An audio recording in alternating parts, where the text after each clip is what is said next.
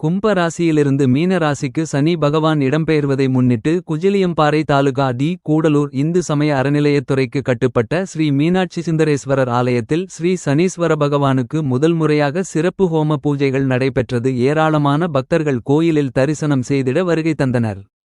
பக்தர்கள் பெயர், ராசி, நட்சத்திரம் சொல்லி ஹோம பூஜைகள் நடைபெற்றது. ஆலய பராமரிப்பு குழுவினர் சிறப்பாக பக்தர்களுக்கு எந்தவித இடையூறும் இல்லாமல் சாமி தரிசனம் காண ஏற்பாடு செய்திருந்தனர். நிறைவாக பக்தர்களுக்கு அன்னதானம் ஆலய பராமரிப்பு குழு சார்பில் வழங்கப்பட்டது.